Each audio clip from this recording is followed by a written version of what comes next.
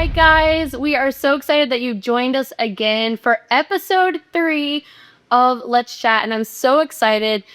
I also want to say thank you to everybody who's watched the first 2 episodes. It's been so fun to just hear from you guys and how you've been blessed by these episodes. I'm so excited for this particular episode because I am joined by my very good friend, Candace Berney, and if you don't know her, she is an incredible woman of God.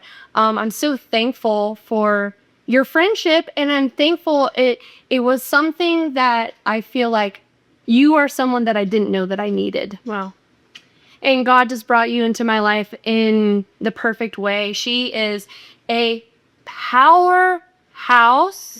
If you've ever seen this girl preach, we were laughing. We just did a conference together, and we were laughing because we both can get very loud and passionate, and we're like, being quiet and gentle is just not our journey. It's just not. She is a powerhouse. She's a pastor at River of Life in Merritt Island, Florida. And it's funny because my dad is actually who connected us, and I remember my dad said, you really should hang out with Candace Berney. I think you'd really like her. And I was like, sure. Well, that's fine. Let's go get some coffee. And then cut to, we got coffee, and it was like 3.5 hours later. Yeah, wasn't that? Yeah, that we just talked and connected. And I remember sitting down with you and thinking, oh yeah, this is my kind of girl. Like, I literally in my mind was like, this is the kind of girl that I can run with her. Yeah. So I'm just thankful. I'm thankful that you took the time to come here and to be here. And so for those that don't know you, I just want to kind of toss it to you and say, maybe share some of your story, who you are, your testimony, just so we can get to know you. Yeah, absolutely. Well, thanks, Allison, for having me. Welcome. I feel the same way. I feel like you were a friend that I didn't know I needed either. And so, yeah, you're pretty awesome. Won't God do it? Won't he do it? But yeah, thanks so much for having me on here. A little bit about me. I'm a pastor's kid, born and raised in Brevard, California. Don't I know it? 321, yeah. That's another weird thing about me and you, is that so much of our life is so similar. Yeah. Which, how did we not get connected beforehand? You know, I don't know. God's timing. It is God's timing. Let's go, PK. But yeah, so we have some crazy stories. Yeah, that's for sure. No doubt. So grew up here, and then just honestly, like, my testimony, meeting the Lord all throughout my life, being in the church, but really had an encounter with God when I was 15 years old. And just really knew what it was to have a relationship with him for the first time. And then went overseas, did some missions work. Where? Tell the people. I went to the Middle East. Let's go. Super fun. Yeah. And then came back and knew the Lord was telling me to stay here. And so I've just been here ever since. Yeah. This is my home. Yeah. This is my land. Love it. And I love that. That's actually one thing that I really love about who you are. I've talked about it before on previous episodes, but about stewarding regional revival. And it's really interesting that the Lord took you to the nations, but he brought you back to your home. Yeah. And I feel like one of the things that you do so well is steward regional revival. Wow. And you're so passionate, and there's so many people in places that they honestly don't love. And when we have talked, we've talked about how much we love this place. Yeah. And we love these people. Yeah. And we love what God is doing in this place. And I feel like it's so important to have leaders and believers who are like, I'm going to be planted, and I want to see heaven come in this area. And so that's one of the things that I love so much about you. But speaking of regional revival, I think sometimes that can be a buzzword. Yeah. Where people are, talking about revival. Yeah. And I think that you steward it so well. When I feel like you're such a fire starter that any person who comes in contact with you just gets lit up with passion and excitement and fervor to advance the kingdom. And so I just wanted to hear from you, what what is revival? Yeah. And what does it look like to actually steward that Yeah. on a day-to-day basis Yeah. in your family, in your, workplace, in your church, in your community? What does that look like? Yeah. Well, I think you're 100% correct. I think revivals become more like a one-time event of gatherings. We grew up in the 90s to early 2000s. I mean, like, but you know what I mean? Like, not the 90s and 90s. Well, it's a thing now, though. So, Yeah. but I think revival, because of that, it's just become such a word that's more of like a blockage for people instead of an invitation to know God on a daily basis. And so I think practically speaking, it's that Leviticus 6 call to fan the flame, steward the flame, that first love flame. I think it's an old cry that God put in the hearts of us, his kids. And I think it's daily encounter with the Lord. It's a daily, hot, fresh pursuit of his presence. Wow. And like you said, it was never meant to be relegated to the four walls of a church. It was never meant to be confined to a gathering, a service. Come on. It was meant to be a daily life, a daily encounter with the Lord, where we are pursuing his face, he's knowing us, and then we go outside of our homes, of our places, and we go into our workplaces, our friend circles, coffee shops, everywhere we go, and we just burn with passion for Jesus. Yeah. For knowing him, for taking great risk, having great faith in him. And I think that that's a lot of reason why revival has gotten to be such a buzzword. Right. Instead of a knowing of God, an invitation to know him more and to be all that he's called us to be. So, yeah. And I think what's interesting about that too is that revival's not just an emotional moment. come on. That, like, you'd hear about the tent revivals and all of those things. It's like, in my mind, the way that I process it is it's a coming back to life. Like, it is him bringing the dead things back to life. Yeah. So that we're living fully in who he has created us to be. And so it's more than an emotion. It's more than a moment. And moments are good and they kickstart things for us. Yeah. But there's actually can be longevity to revival. And I think that that's something that this new generation of people who are following after Jesus, we have so many greats in the faith. Yeah. And so many amazing things that God did. But we see the flame and then we see the crash. Right. And so I think that part of that is, how do we live out revival with longevity? And so in our area, because this is a place that you're stewarding, how would you say that you guys at your church, you personally are stewarding revival? Yeah. Yeah. I think it's taking that, like you said, the dead things back to life. Yeah. Taking that into my daily life. Wow. And coming to the Lord every day saying, I need you to breathe fresh life on me. Wow. Every day, right? Every breath I take, God, I want you to breathe fresh life on me. And I think it has to be a daily pursuit. Yeah. More than anything, right? In your church community. I think it also is your community of people around you. You won't really burn. I mean, you can burn alone, but you were meant to burn with others. And a lot of times it's the company you keep that helps the flame continue and grow. Yeah. And so I think it's about finding other burning ones, and then it's about lighting fires wherever you go. Yeah. And so it's really paying attention to, Lord, where's my heart when it comes to you? Have I grown cold to your voice? Have I grown cold to, the things you're calling me into? Do I have a desire to be in your presence, to be in the word? To, when I'm around people, do I talk about you? Yeah. Do I feel your presence with me when I'm doing mundane things, the things of life? Am I aware of you? Am I aware of your availability to me and to others around me? And so I think really practically, that's stewarding revival, is an awareness of his voice, an awareness of his presence. He's in the enjoyment of life. Yeah. He's in the pains of life. He's in the everyday things. And I think it's literally just shifting our attention to his presence whatever we're doing. Yeah. And not just taking him and limiting him to, I go to church on Sundays, or I go to this group. once a week. It's everywhere I am, he's there with me. Yeah. And he's available to me. He wants to say something. He wants to do something.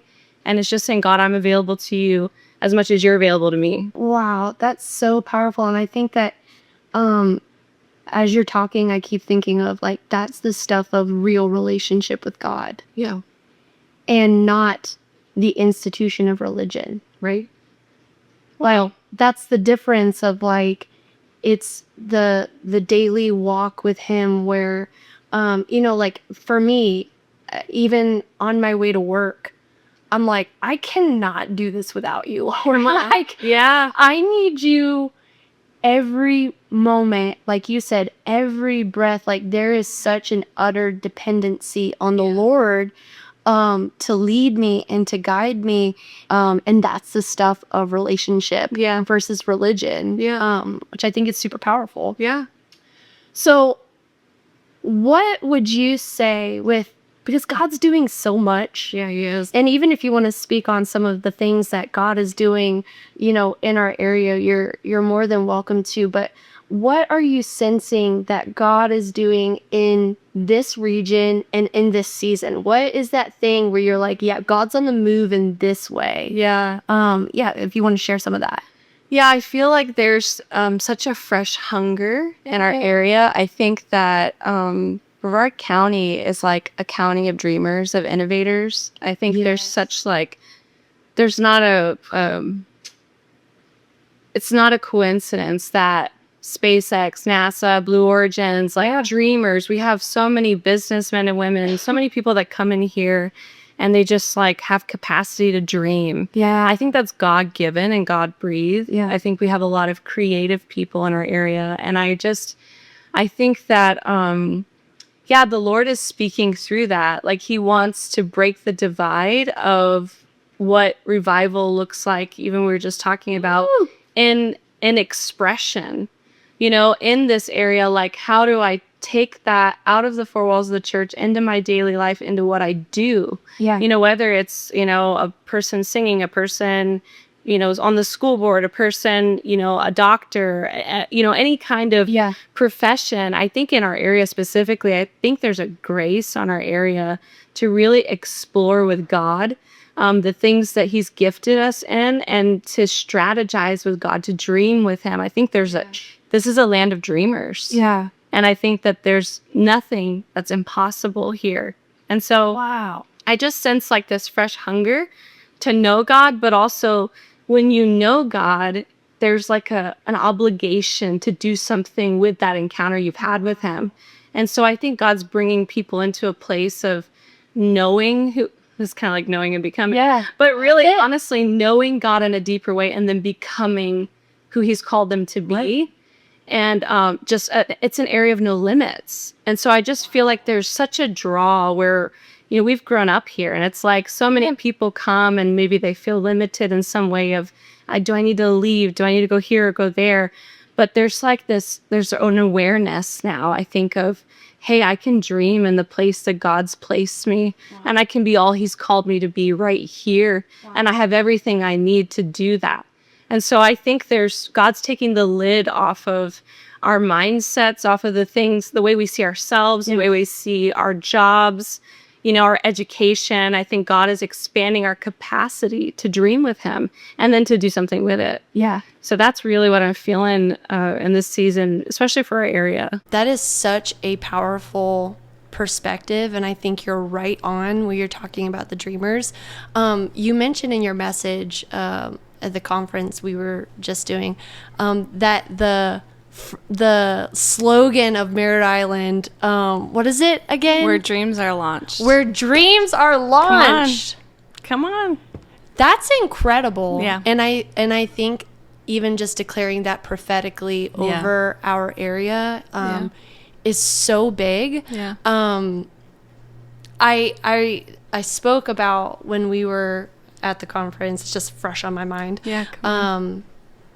I spoke about childlikeness and about the importance of imagination. Yeah. And letting our imagination run wild, and how often we limit God to what we think is possible. But when we actually are like a child and we consecrate our imagination unto Him, we'll think of things and dream things and imagine things that otherwise would not be possible. Right. And that is difficult for many to do. Right. Because I think sometimes we use being like a realist as a way to make our faithlessness more palatable. And I feel like I'm in this place where I'm going, Lord, I don't want to limit you. So maybe my question for you is, how do you, as somebody who lives here, who loves this community, who is, stewarding regional revival, how do you, and just personally, as a follower of Jesus, how do you steward dreaming? Because I have actually found in seasons of my life where I'm like, I don't know how to dream. Yeah. I feel as though I've lost my ability to dream. Yeah. And I think that there's a levity and a fun and a excitement to dreaming. And when you're going through something hard, it's hard to let your mind go to that place. And so how do you dream? Wow, and that's a good question. and specifically, get yourself in the place where you can remove the limits and the cap and all of that we could put on the Lord. Yeah, that's a great question.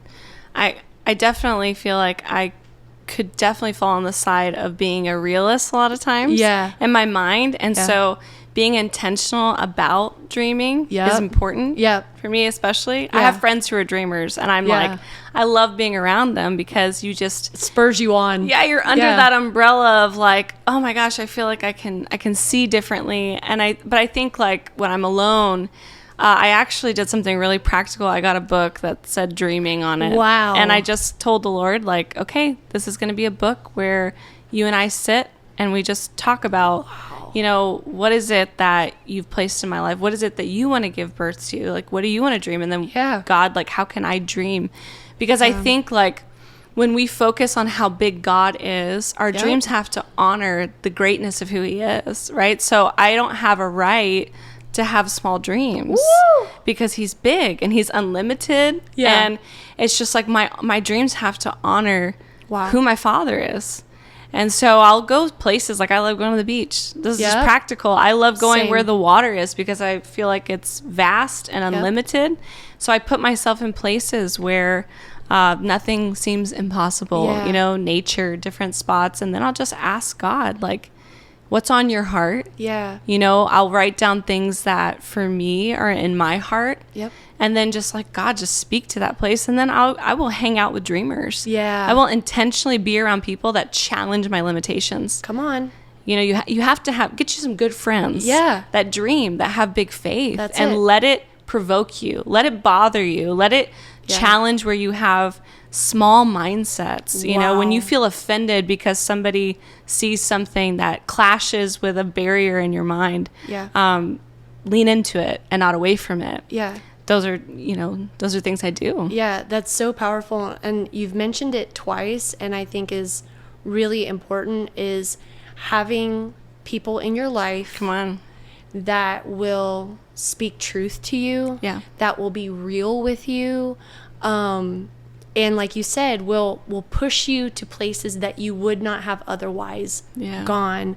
And so I want to encourage everybody who's watching as well, like, your community is really important. Come on. And if you are lacking in community, my first thing that I would encourage you to do is bring that as a request before the Lord, because God cares more about your community than you do, and wants to strategically connect you with people that are going to spur you on, and that you can spur them on as well. And so, and I want to say thank you to you as well, Candace, because I feel like you have been that for me, and have filled a place in my heart that, again, I didn't even realize I needed. And I think that that's when you're around somebody who throws fire on your dreams and not water. Yeah. Of like, no, dream bigger. Yeah. Like there's more out there. So I just want to say thank you to you for being someone in my life to do that. Yeah. I really appreciate that. Ditto. Yeah. Oh shoot. Okay, so next question I want to ask is, and this is a quality that I really love about who you are. So if you have ever heard Candace speak, spent any amount of time with her, you know that you are as real and authentic as it gets. Oh, praise God. So, like, when I talk to you, I don't feel like I'm getting some generic brand Christian gobbledygook. Like, sometimes it's really raw. And sometimes it's messy. Yeah. And there's so much beauty that I have found in people who lead with authenticity and realness, and I feel like you do that. Even when I've heard you speak, a lot of the times you'll ask, you know, the people in the crowd of like, is it okay if I'm vulnerable with you? Like, can I go there? Right. And you do, and you do go there. And that's one thing that I love about who you are. And so my question to you is, what does it look like first with the Lord to be honest and real and authentic with him as our Father and as our advisor and the one who leads us and guides us? What does it look like for you to be real and honest with him? And then how do you lead from that place with other people? That's a great question. Yeah. You know, the passage of scripture that changed my life when it came to being authentic was this probably borderline scary passage we reach where you're standing before God and he says, you know, you worker of iniquity, I never knew you, right? Yeah. And we don't know what to do with that sometimes. It's scary, right? It's like the scriptures were like, let's not talk about that. But I remember reading that and going back to the Psalms and David, and it's, you know, the Lord saying, I never knew you. And knowing has to do with ongoing experiential encounter. It has to do with relationship. And so what he's talking about are people that did miracle signs and wonders in his name, but never had daily relationship with him. Come on. So he's saying, I never knew you.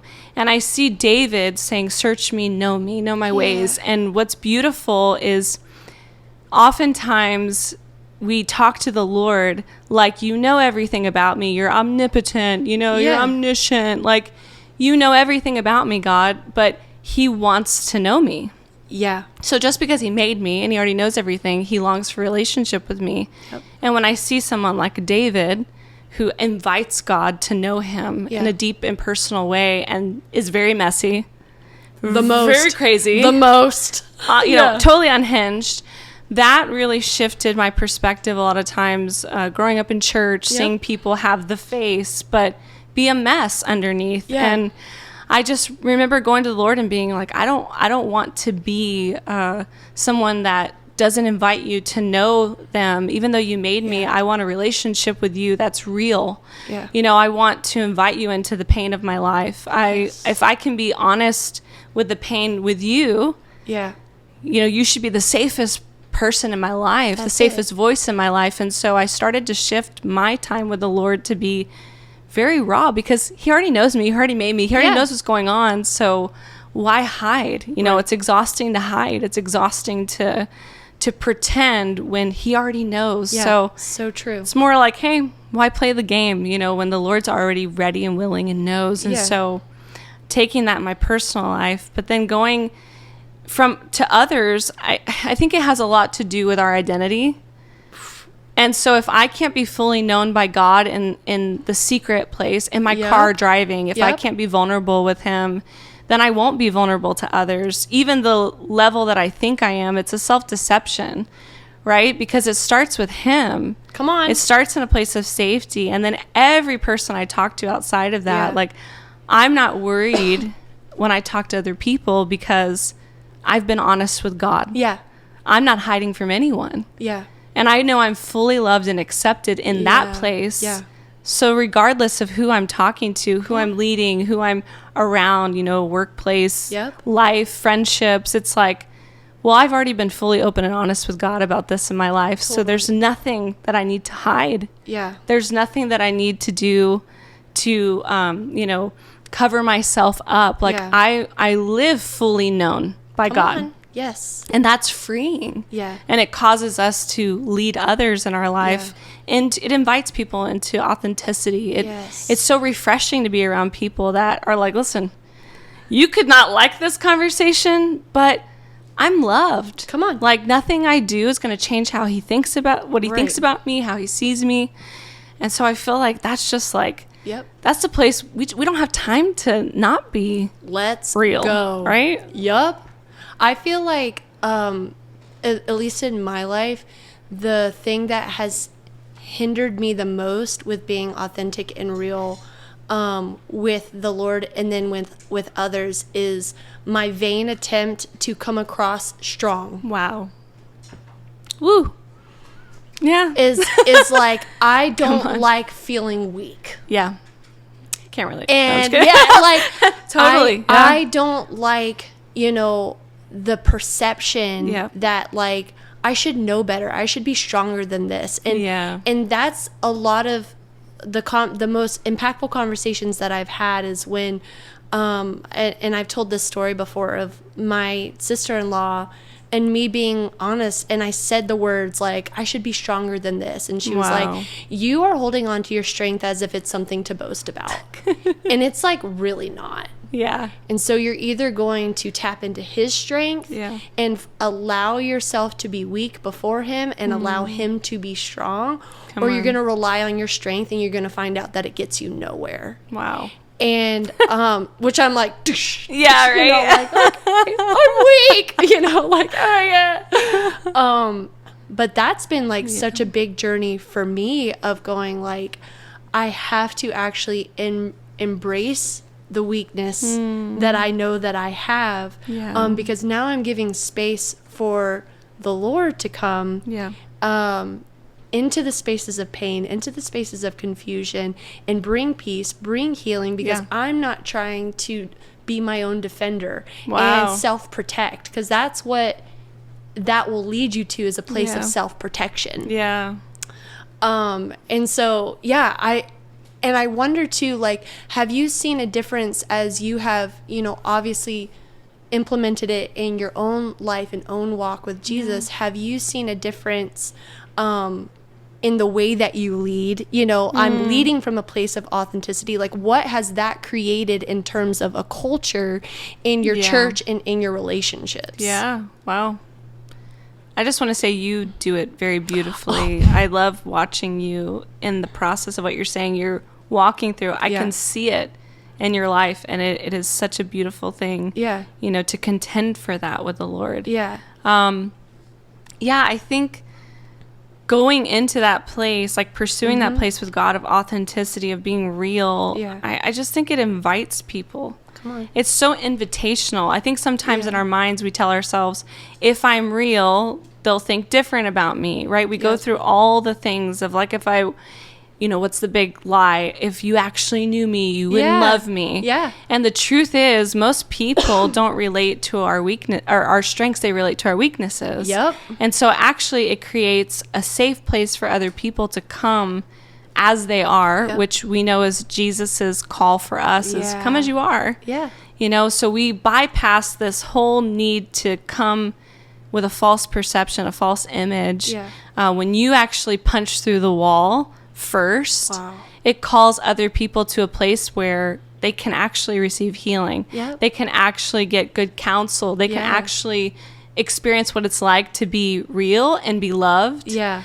So I think I've seen that play out in my friend circles and, in just leading in general, is there becomes like this authentic family culture of how messy we are with family. God knows, right? It's an invitation to not just be church people, but to actually know what it means to be family, where family goes, hey, I see that in you. Let's talk about that, but knowing that family, it's blood. Like, you're saying that, but you're not going to leave. Yeah. Like, you're going to stay. Yeah. And so I think it just totally dismantles a false reality that we live in and allows the Lord to really shine on us. Yeah, that's so powerful. One of the things that I have seen in you, and that I love about you so much is the way that, and you can even speak to this, but even in your own church, you know, your dad, your mom have pastored your church for so long, and there's a transfer, you know, that is happening, and in the process of you stepping in and taking leadership, and you know, that's a whole process in and of itself. And the beauty of generations, the older generations, and the road that they have walked, and the wisdom that they've gained, and you know, all of that, and then this young generation that's zealous and passionate, and you know, there's something new that God is doing in this generation, and I've watched you really walk that journey out. That is not always an easy journey. And so my question for you is, as we, you know, we honor the previous generations, because I really feel that's God's heart, is that we honor those who have gone before us. And then honor goes both ways, right?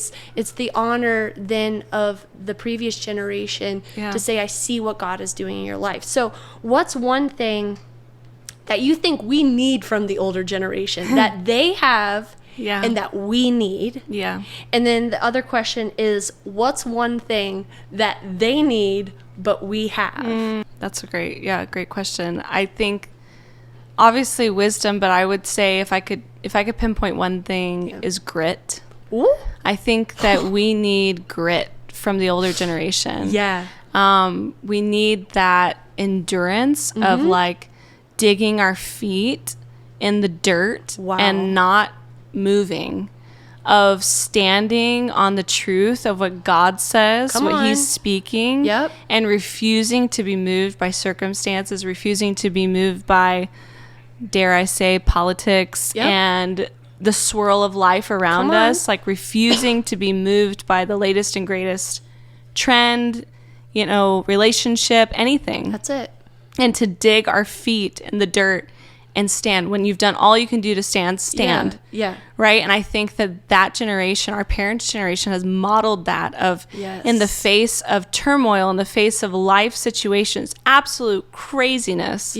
Like they just stood firm and they were faithful. And I think that we need that encouragement of the scary ones that have been through it and can look you in the eyes and be like, you're going to make it.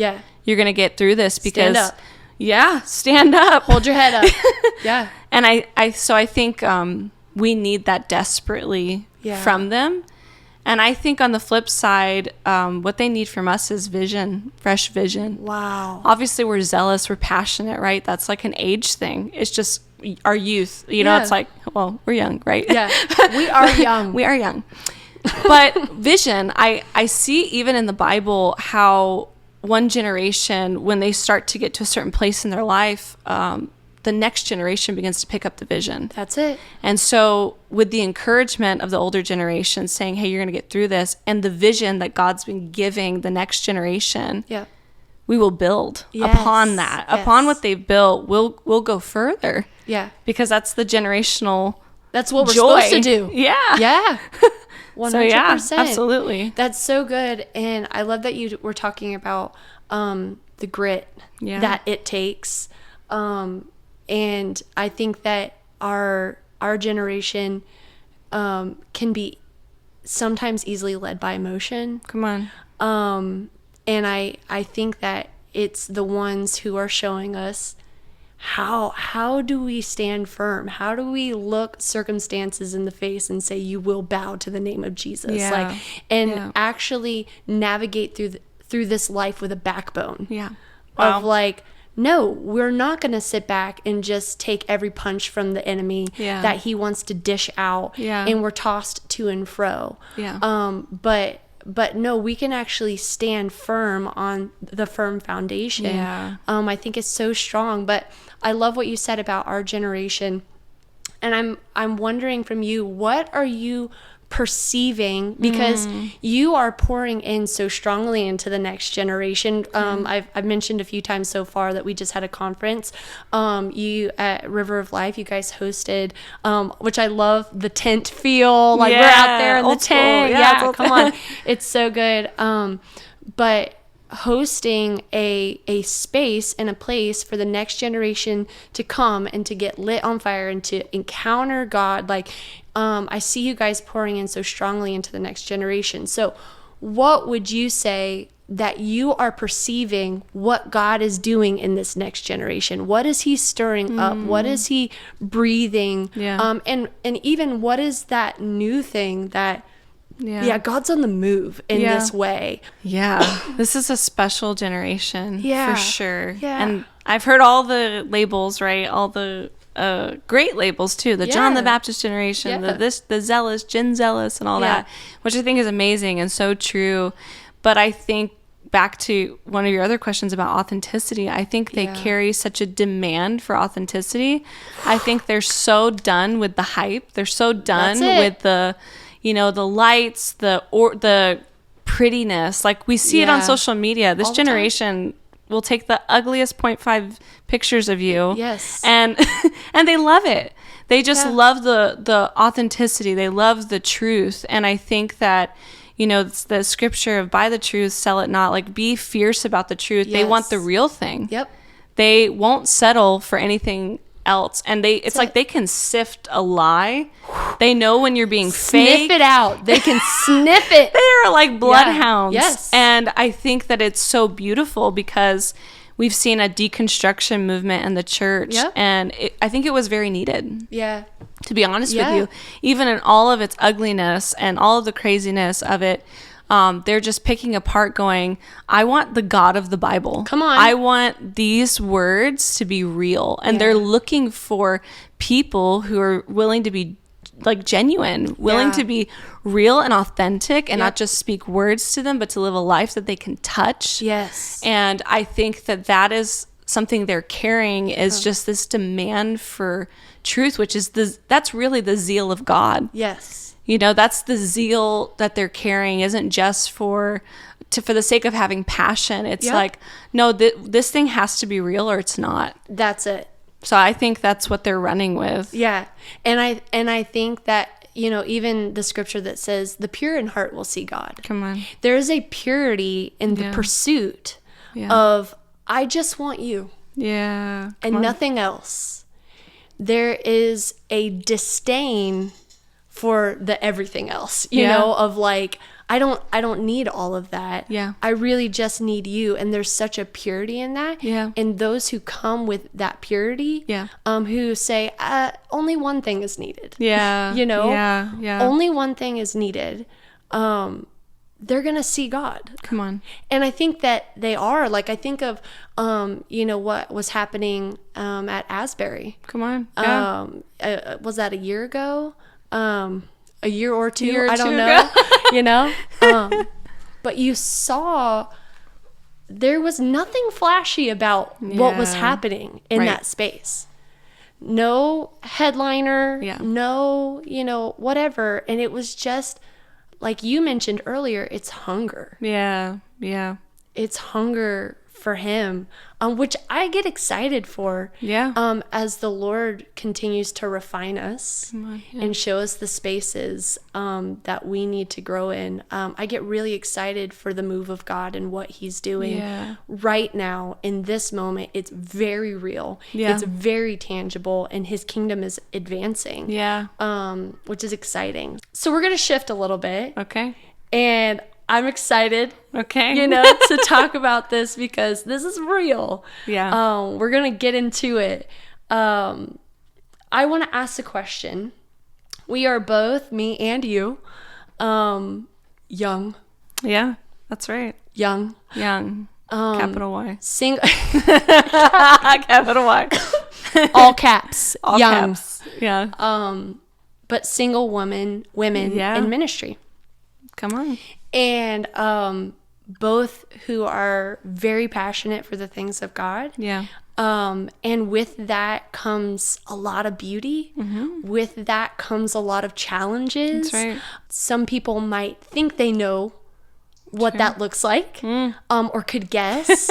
And then there are ones who know what it's like. I want to talk about that because I think that there are people who would watch this that could glean from what God is doing in this space. And it's vulnerable, and it's real and it's raw. And if we're going to talk about mess, sometimes this space is messy. Yeah. So my question to you is this, is as a young single woman in ministry, what is, it's hard to narrow down, but what is a challenge that you have faced on this journey? And what is a victory Wow. Yeah. that you have seen as you have navigated this journey with the Lord? Because you can hold both at the same time. Yeah. You can have challenges and you can also have breakthrough in areas. So I wanted to just hear your heart on that, about maybe a challenge that you've faced, and also a victory. Yeah. It's not challenging at all. Not at all. Not at all. I can hear your dad's voice just saying that to me. It's not a challenge, Candace. No. Yeah. No, I feel, a challenge that I've faced. Probably it's quite amazing. If we can we'll just go here. Come we'll on, just go go deep dive there, in. No floaties, Candace. right? We're going to the deep end. I think the biggest challenge is, even though we live in America and even though we live in a first world country, we still live, especially in the church, we live in a very weird space sometimes when it comes to empowering women. Yeah. And talk about it. We're constantly, I think, questioning whether their voice is valuable or what they're able to do and what they're not able to do. And I think that discussion, I think the challenge, I think it's been just when you are trying to be obedient to what God's called you to do, and you don't have a desire to lead if he doesn't want you to lead, or, you don't want to be anything he's not asking you to be. And then you have voices that come against it. Yeah. And I think that challenge is just, hey, I just want to be all that God's called me to be. Yes. And I don't want to make anybody uncomfortable. I don't want to, assume something. Obviously, we live in a feminist age, which whatever with that, right? Dude, I'm with you. I love being a woman, but I don't think that you have to fight for a place that God's given you. You just have to be. Yeah. And so, I would just say that challenge of being questioned at times, by those that honestly I think are on journeys, people that, we read scripture different ways. And I think that, you're single, you're young, you feel like you have everything against you. You feel like, oh, I don't have the wisdom. I'm unmarried. Where's my covering? Right. Yeah. So you're constantly questioning, am I disqualified? Yeah. And obviously the Lord brings us into qualification, right? Yeah. I remember the Lord one time told me, I was in a gathering of young leaders, and just feeling really insufficient, really inadequate. And there was just, I went to my car after, and I was telling the Lord, I'm just a single young female. Yeah. Exactly what you're saying. And the Lord said, I wish you could rattle off the list of qualifications of your life like you did your disqualifications. Wow. And one of those little holy rebukes. But definitely I think just the challenge of trying to be, just accept who you are in spaces where it's challenged. Yeah. But on the flip side, yes, the beauty of it, a win, I would say, is actually, I have brothers around me that have championed me. So even in the midst of conversations that feel hopeless at times, or Lord, this feels like a lot, I've had men in my life. I've had fathers. Yes. Oh, thank God for fathers. Yes. Thank God for brothers. Yes. that have championed me. I've had men at times in my life where I've felt at my lowest, or like, you know what, God, I could be a CEO. I could quit now. Yeah. And I could be a CEO at a company and no one would say anything. Yeah. But why have you called me to the church? You know what I mean? You're like, gosh, why? But it's been beautiful because we get the opportunity for other young women to see us and feel like there's hope. Yep. Right? Or other women feeling like they have a voice. But then you have brothers and fathers who champion you in those moments, who are like, hey, we love you. We believe in you. Your voice matters. Your brother-in-law, sweet Chris Johnson, shout out, just the other day was saying that. And I'm like, oh, I needed that, right? Like, I've been able to see that when one side of the coin makes it sound like maybe men are against it, here rises these godly men who are like, hey, we're not threatened by your voice. We actually need your voice. We're actually better together. Yes. We actually want to do this side by side. We don't want to oppress or, speak down to or view differently. We want to work side by side. And I had a man one time look at me and say, hey, Candace, like, when we're just empowering one side of the coin, we're missing the other half. Yep. Like, men and, we're made in the image of God. And so that's male and female. And if we only are empowering one side, we're missing a whole nother side of God. Come on. And it's needed. And so I think even in the midst of painful moments of questioning, God's revealed, like, wait, there's a whole group of people that are actually championing and reflecting his heart. So yeah, it's a beautifully messy thing. Yeah, it's as Chris Johnson says, it's brutal. It's beautiful. Come on, Chris. It is both beautiful and brutal sometimes.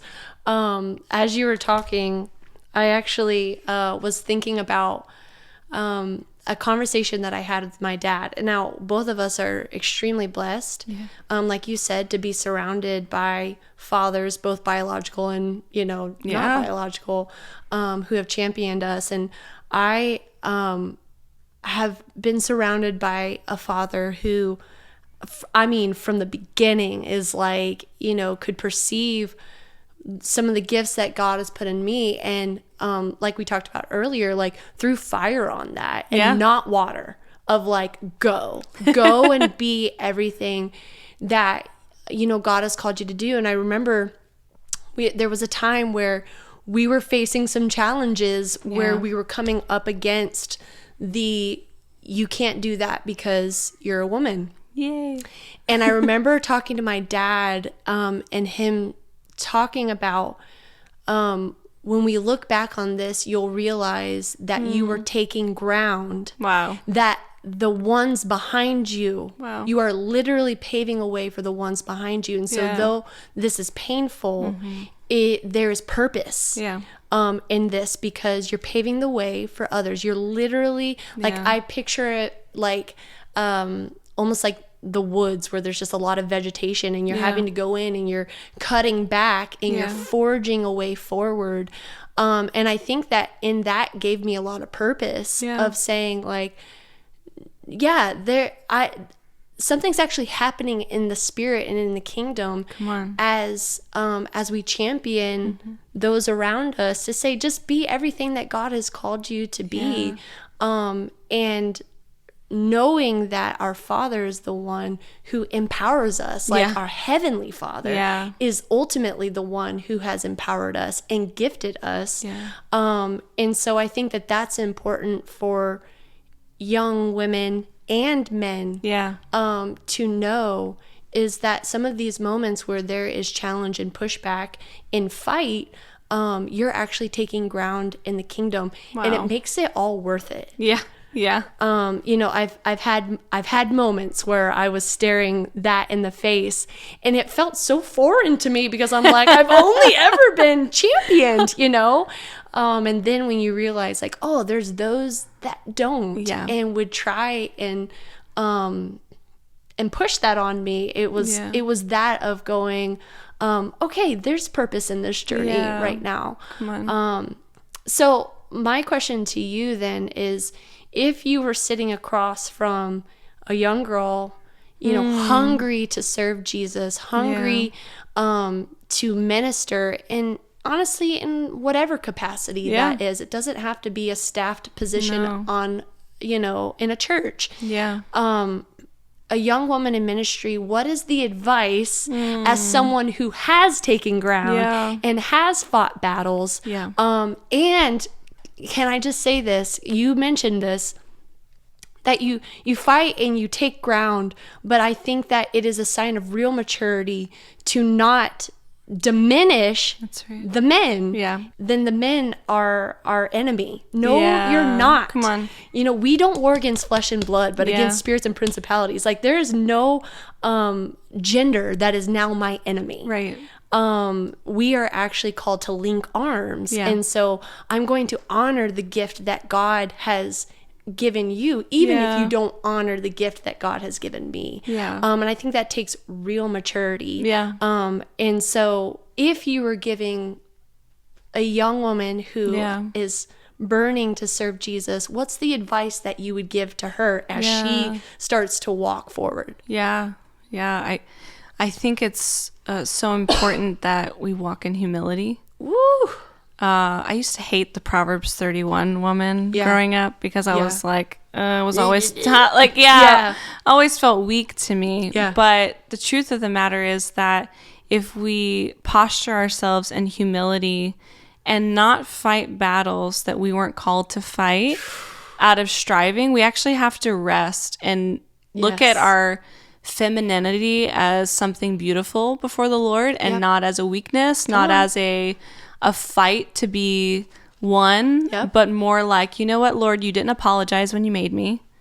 You didn't apologize when you gave me a voice. You didn't apologize when you called me to be in whatever place you've called me to be in. That's it. I'm just going to rest in that and who you created me to be. And God, help me to serve those around me. I feel like a lot of the open doors for me came from just honoring people around me, even when I didn't feel like maybe the honor flowed both ways. Right. And that's where God was doing something deeper in me. Come on. Because if we're going to have breakthrough in these areas of, women, young women coming into these places that God is putting them. They're not putting themselves there. God's going to put them there. Come on. It's going to come from the meek, the humble. They're the ones that will inherit the earth. Regardless of gender. It's the humble and the meek. And so I would say, put your armor down. Wow. And take a posture of humility and serve your brothers, serve your fathers, love well. Let it pierce you, but also don't apologize. Don't shrink back. Come on. Don't push down doors that God's not closing in front of you. Only walk through the ones he opens in front of you. You'll find people in your life that will recognize, I think of a relationship in my life where probably a year and a half, I thought this fatherly figure hated me. I just felt it. I just felt like, oh, I don't think you see it. And then a year and a half later, but I just kept coming and serving. Just one day just started weeping and invited me into a place of influence. And I was so moved because what the Lord was doing in me was, hey, don't run away. Come on. Because it looks hard. Stay and love because they're wonderful people, right? Just because there's those that are on a journey.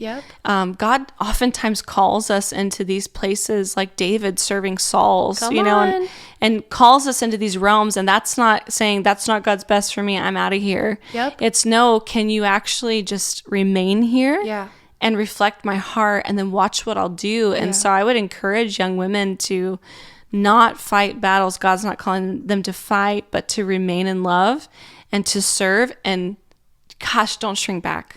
Don't shrink back at all. I just hope every young girl who's watching this, this is straight wisdom. Like, this is so powerful and will change the game. You don't have to fight for a seat at the table. Come on. You don't have to. It's so powerful. So I want to shift a little bit into the singleness aspect of this. Because again, it's real, it's raw, it's a journey. And it's so funny, when we have coffee and we're just talking, we'll talk about this of like, dude, this is hard sometimes. Like, navigate this and walk this out with the Lord. And so we've got a very interesting dating culture at the moment in our generation and our time. Things are not the way that they used to be. And so my question for you is, what do you believe that this generation needs while they're currently in this dating culture? Like, what is something that we need as we navigate this area of life? Yeah. Oh, wow. So much. We need so much. So much. We need Jesus so much. It's so true. Yeah. As somebody's who grew up in church culture, practically speaking, I think we need to not be so afraid of making the wrong decision. Wow. I think there's a lot of fear in young men and women around that, like going to coffee with someone isn't proposing. Yeah. You don't have to marry a person you have coffee with. Thank God. I just say that. Thank God. Been Thank a God. lot of crazy coffee dates. You Thank get God. great coffee. Yeah. And Yeah. But yeah, I mean, patience. Yeah. Patience is a huge one, but Yeah. also just, I think our standards, fighting for good standards, fighting for hope. Yep. Woo. Just personally, I think trusting and hoping in the Lord. It's like I'm just reading in the Psalms so much, like trust in the Lord with all your heart. In the Proverbs, right? Lean not on your own understanding. In all your ways, acknowledge Him. I think it's just this thing of like, God, I either trust you with all that I am or I don't. Come on. And I need to let that pierce me. I need to let it cut me deep. It's like, God, I believe that whatever you have for me, whoever you have for me, I'm going to be open. Yep. I'm going to be open. Yep. But I'm going to trust you in this. And so I think from a female perspective, hey, don't be desperate. Yeah. Shout out. Don't be desperate. Come on. And on a male, even though I'm not a male, be bold. Yeah. Shoot your shot. Yeah. Like, go for it. Come on. Do your thing. Tell them. Be that pursuer. Let's go. And girls respond. Yeah. Be kind. Kind. Respond. Be real about what you bring to the table. Yeah. I love something my dad always used to say to me is, Candace, what you want in someone, you have to ask yourself, do you also carry that as well? Totally. And so I think an honest evaluation of who we are. Yes. And having grace for people, like, hey, we're not going to meet perfection itself. There's only one who's perfect, and that's Jesus. And He can be your boyfriend forever if you want. Yeah. Or, but come on, you want somebody, right? Yeah. So let's be real. Let's be real. Yeah. So yeah, I think just being patient, trusting in the Lord, having good standards. Yep.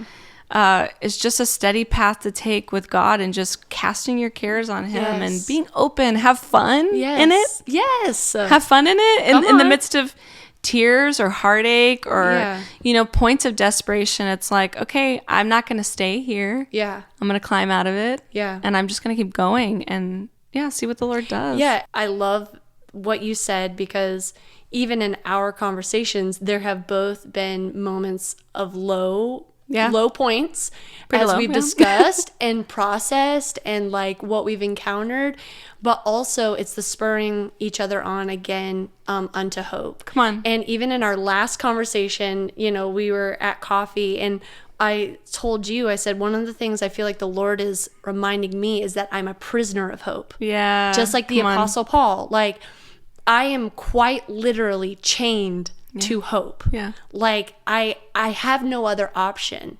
And so I choose, as I navigate this process of like, I am going to be a prisoner of hope, and God withholds no good thing from me.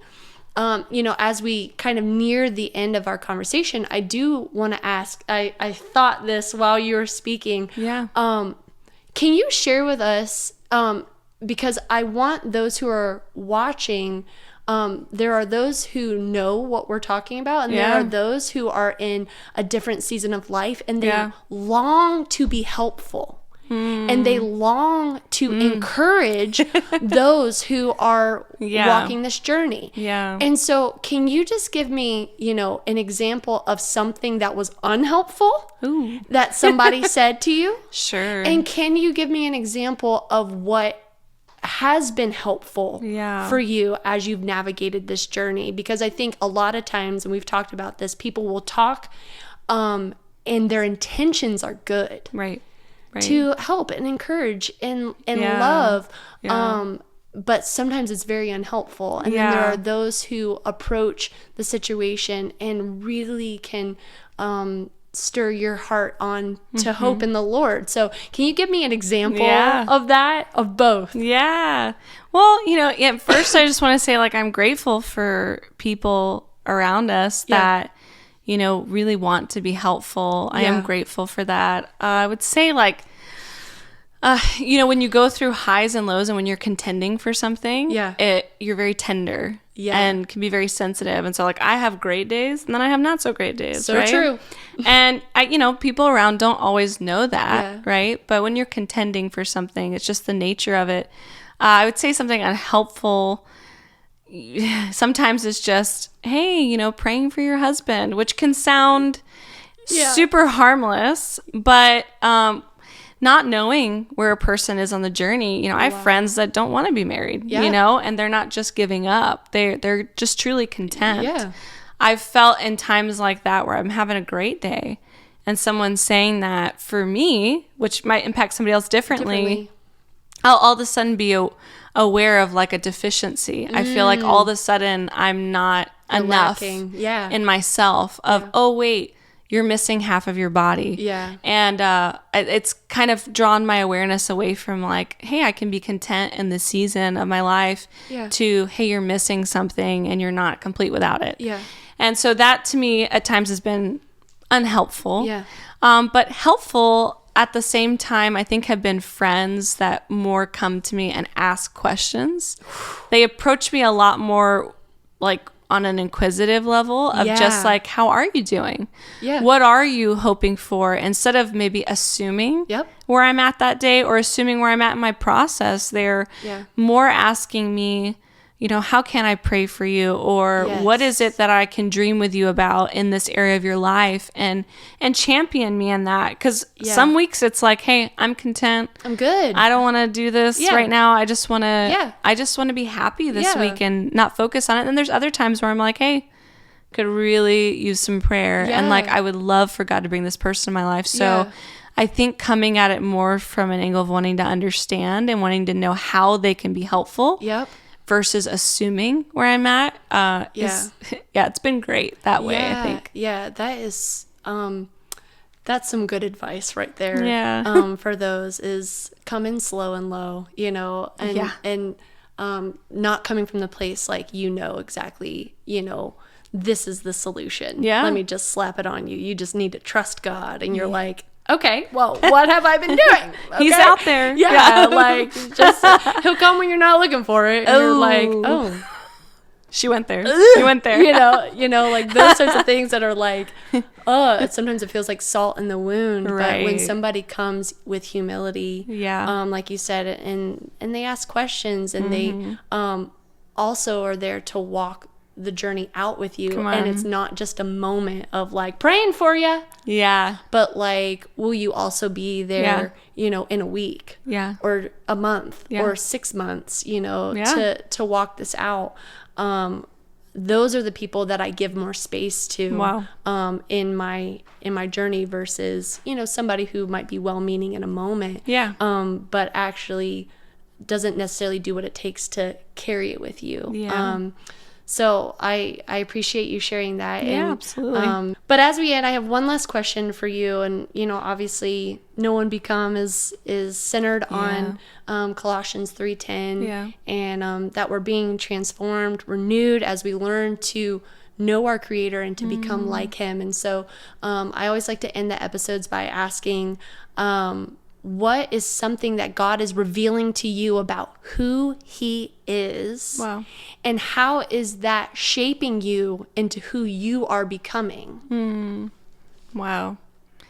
It's a big question. Yeah, it's a great question. And I love what you're doing, Allison. Thanks. I just want to shamelessly say I love that you are calling a generation into this, because I think it's so needed. And I feel like it's such an arrow for the Lord to open that up in us of knowing and becoming. And yeah, just want to thank you for what you're doing. I appreciate that. Yeah. Thanks. For me, knowing and becoming in this season, God's really been revealing his kindness to me, which coming from like a very powerful person, understanding the power of kindness, that it's the kindness of the Lord that leads us to repentance, not an angry altar call, and not, a hand to the face or anything like that. It's the kindness of the Lord. Yeah. He's been taking me on a journey personally into the depths of his kindness, of how deep it really goes and what it really means for him to approach me with kindness and approach those around me with kindness. I think that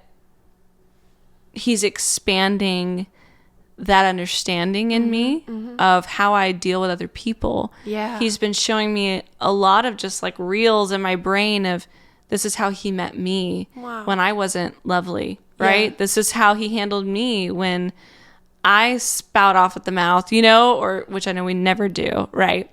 Totally. Never. Totally clean. Don't know her. Totally. And I think the Lord just bringing an awareness to me of his kindness towards me has allowed me to see others very, very differently. Yeah. Allowed me to have more grace for people. Yeah. Allowed maybe the rougher sides of who I am to be softened. Yes. Of, hey, kindness is actually strength.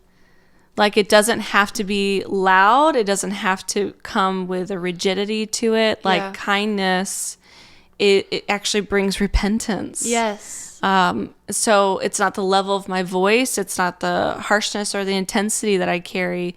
It's a posture of my heart. It's revealing who he is to me. And so I think knowing that about him and then walking in that, becoming kindness to others. Yeah. It's really just been the season that he's been bringing me through, is shaping that in me and knowing that that's strength just as much as any other part of me is. Wow, that is so powerful. And I just want to tell you, I am your biggest fan. I think that the way that you lead, the way that you live your life on and off the stage is incredibly powerful. You are such a beautiful leader. You're such a beautiful friend. And I'm so thankful that we get to do life alongside of each other.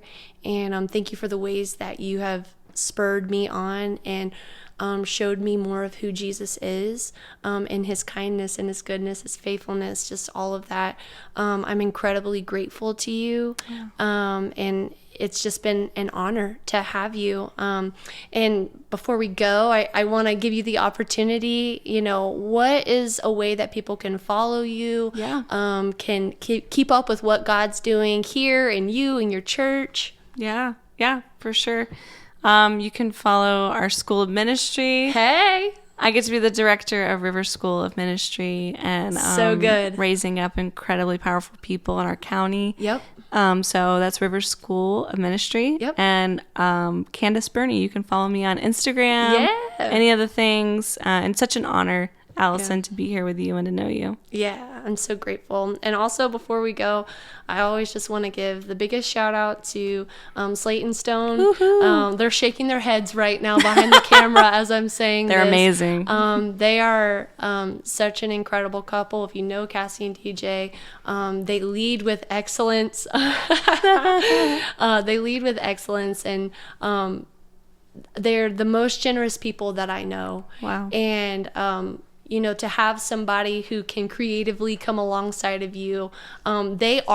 This couple is someone in my life who has thrown fire on my dreams, and taken the gifts and skills that God has given them and so blessed me with it. And so if you have any photo and video needs, they are the ones you need to go to. So I just, again, want to give such a big thank you to everything that they do for making this possible, and facilitating this chat. So thank you guys. We love you. Thank you, Candace. And we will see you guys for the next episode.